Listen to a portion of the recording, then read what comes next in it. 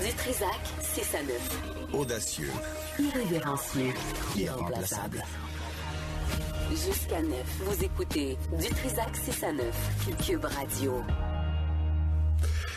Les élections de mi-mandat, les Américains ont commencé à voter depuis 6 heures ce matin. Ça a lieu aujourd'hui et on prévoit des luttes serrées, en particulier en Floride, qui est en plus un swing state. Puis on l'a vu lors de plusieurs élections présidentielles où on attend les résultats de la Floride.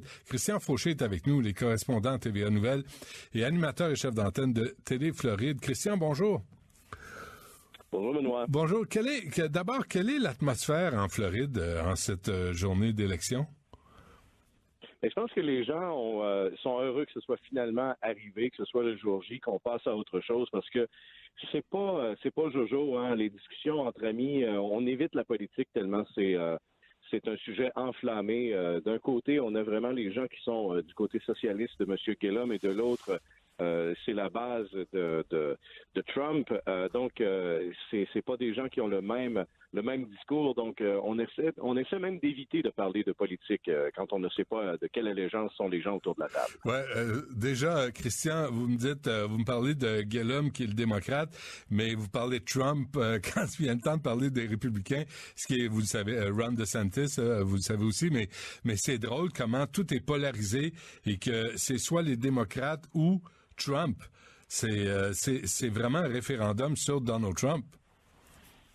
Je vous dirais qu'au-delà de ça, c'est un référendum. Et d'ailleurs, Trump l'a accepté parce que c'est vraiment ce que les démocrates ont essayé de faire depuis le début, c'est de dire que c'est le moment pour la population américaine de sortir Trump et d'essayer de donner plus de pouvoir à la Chambre et au Sénat si on les donne du côté démocrate.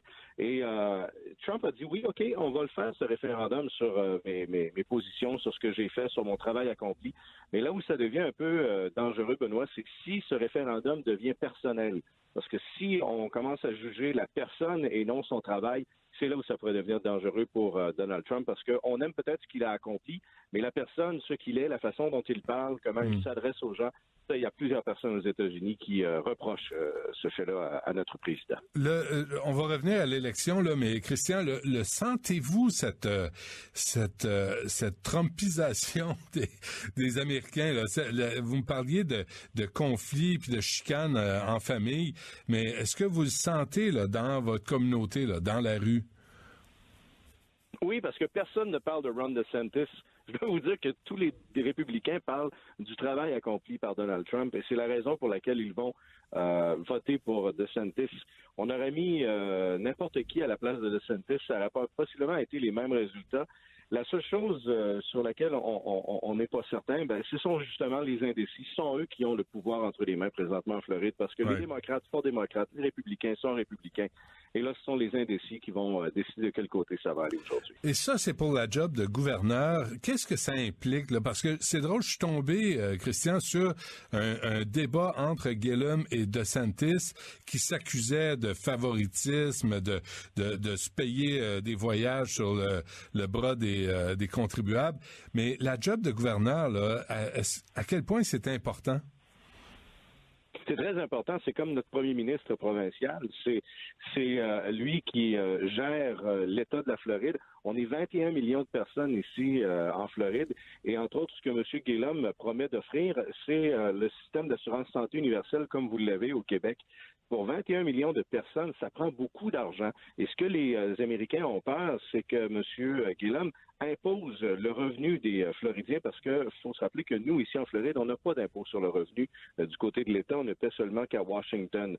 Ça nous laisse beaucoup plus de marge de manœuvre dans notre portefeuille. Maintenant, si ce n'est pas un impôt sur le revenu qui va financer le système de santé, ce sera encore une fois les touristes qui vont payer pour ça, parce qu'il y a 90 millions de touristes qui visitent la Floride à chaque année, et ils sont déjà taxés pour nous offrir nos services sociaux, parce que si vous venez ici, vous louez une voiture, il y a une taxe spéciale pour vous, il y a une taxe spéciale sur les nuitées à l'hôtel, il y a une taxe spéciale sur les attractions touristiques.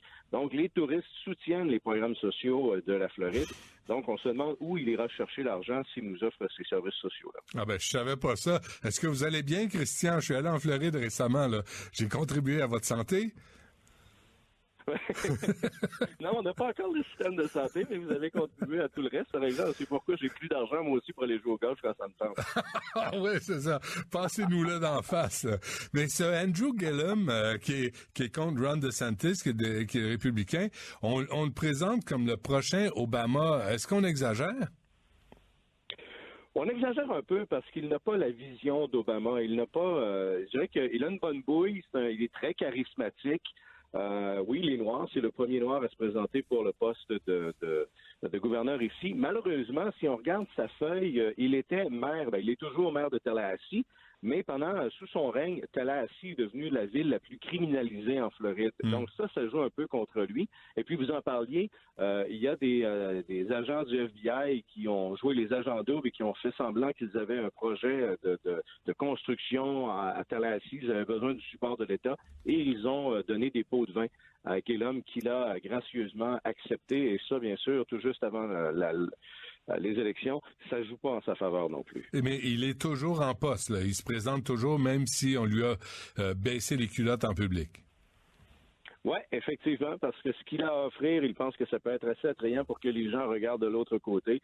Ne regardez pas ici, il n'y a rien à voir. Regardez de l'autre côté ce que j'ai à vous offrir, et puis peut-être que ça va marcher.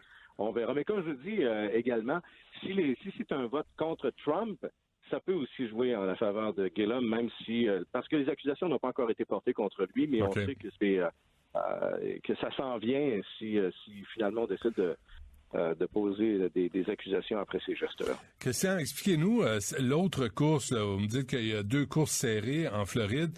L'autre course, mais ça, c'est pour le Sénat. D'abord, ça sert à quoi, la job de sénateur? Et qui est dans cette course? Mais le sénateur, c'est le représentant de l'État de la Floride au niveau de Washington. Donc, il y a 2 sénateurs par État, et l'autre sénateur est républicain, et donc celui Nelson, celui qui se présente présentement, parce qu'ils sont élus pour 6 ans. Donc, Marco Rubio est encore là pour un autre 2 ans. Et puis, Nelson, qui est le démocrate, lui, il est en élection. Et ça fait plus de 30 ans qu'il est ici. Donc, du côté des républicains, on dit, c'est le temps d'avoir du changement. Et celui qui se présente contre lui, c'est le gouverneur de l'État, Rick Scott, qui a fait progresser l'économie de la Floride. Donc, il y a des bonnes chances de le remporter. Mais encore là, c'est un pro-Trump. Trump est venu ici pour endosser sa candidature. Donc, on verra encore là également. C'est de valeur pour les républicains, mais en plus de devoir faire une bonne campagne électorale, en plus de devoir nous présenter quelque chose de bien, ils doivent jouer aussi doivent composer avec le fait que ce sera également un vote pour ou contre ce que Trump a fait ou sa personnalité. Ouais, Christian Fauché, on voit les publicités, là. Il y a même Fox News qui a retiré une publicité qu'on juge raciste de la campagne de Donald Trump. CNBC, il y a CNN l'a fait évidemment, Fox News. Est-ce que cette carte du racisme, cette carte de la peur de la caravane de migrants, là, à quel point ça marche? Je dois dire que ça marche du côté des républicains. Est-ce que ça marche pour les indécis? C'est ce qu'on va voir. Et ça, c'est vraiment le résultat du fait que Donald Trump a accepté que ce soit un référendum contre lui, un référendum contre ce qu'il a fait, mais il s'est aperçu que c'est pas seulement parce que le taux de chômage est à un niveau record aux États-Unis, que les Noirs, le taux de chômage chez la population afro-américaine est à son plus bas qu'il n'a jamais été. Même chose du côté des Hispaniques. Il n'est même pas encore capable de s'appuyer sur ses réalisations pour dire le tour est joué, on va avoir ça dans la petite poche d'en arrière. Et là, c'est pourquoi ça fait un peu la panique et l'improvisation, c'est pour ça. Et on se dit, écoutons, qu'est-ce qu'on peut faire? On peut utiliser la caravane qui s'en vient, dire qu'il y a des criminels là-dedans et qu'on ne veut pas les laisser entrer. Est-ce que les gens vont le croire? Est-ce que les gens ne le croiront pas? C'est ce qu'on va voir. Et pourquoi il ne joue pas la carte économique? Parce qu'il sent que c'est trop, la vague est trop forte contre lui, les pressions sont trop fortes. Écoutez, il y a des gens derrière le Parti démocrate, entre autres les George Soros de ce monde, qui ont injecté des centaines et des centaines de millions de dollars pour contrer justement ce que Trump a réalisé. Les réalisations de Trump passent à l'arrière-plan. On veut vraiment attaquer sa personnalité. Et il dit, les démocrates jouent de peur, on jouera de peur nous aussi, et on peut pas seulement compter sur les réalisations que j'ai faites, parce que les gens qui n'aiment pas Trump, vous leur parlez de ses réalisations, ils s'en foutent carrément. Ouais, je comprends. Pourquoi la Floride, Christian, est un État baromètre? Parce que c'est très hétéroclite, et je dois vous dire que la Floride du Nord, on pourrait appeler ça la Georgie du Sud. C'est pas les mêmes personnes. Vous n'allez pas rencontrer le même style de vie. Du côté du nord de la Floride, c'est très rural. Les gens de Jacksonville, les gens du Panhandle, c'est vraiment très rural. C'est une autre mentalité. Les gens qui sont ici à Miami ou à Fort Lauderdale, ils viennent de partout dans le monde. Donc, c'est beaucoup plus libéral comme pensée dans le sud des États-Unis et très conservateur dans le nord des États-Unis. C'est pourquoi c'est pas comme la Californie, par exemple, qui est très libérale du nord au sud, d'est en ouest, un peu comme et l'État de New York également. L'État du Texas, on le sait que c'est conservateur, mais la Floride, c'est la Floride du Sud et la Floride du Nord, et ça balance à chaque élection. On a vu, Christian, une série d'événements qui nous mènent à aujourd'hui, les élections mi-mandat. Parmi ces événements, il y avait la série de colis piégés. Vous avez mentionné George Soros, Robert De Niro, les Clinton, Obama. Il y en a eu aussi en Floride, des colis piégés. Oui, il y en a eu en Floride parce que ils émanaient d'ici d'ailleurs. L'homme a été arrêté à Plantation ici, pas tellement loin. Il y a eu des gens qui ont été visés ici.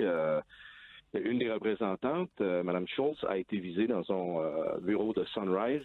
Maintenant, est-ce que ça aura un impact sur les élections? Je ne penserais pas. Ça n'a pas été assez gros. C'est sûr que si un colis avait explosé, qu'il y avait eu des morts ou des personnes de blessées, l'impact aurait été majeur. Mais il y a une chose, par exemple, dont on parle presque pas, et on pensait il y a quelques mois que ça allait être un événement majeur qui allait jouer dans ces élections de mi-mandat-là. C'est la tuerie qu'il y a eu à Parkland, ici en Floride.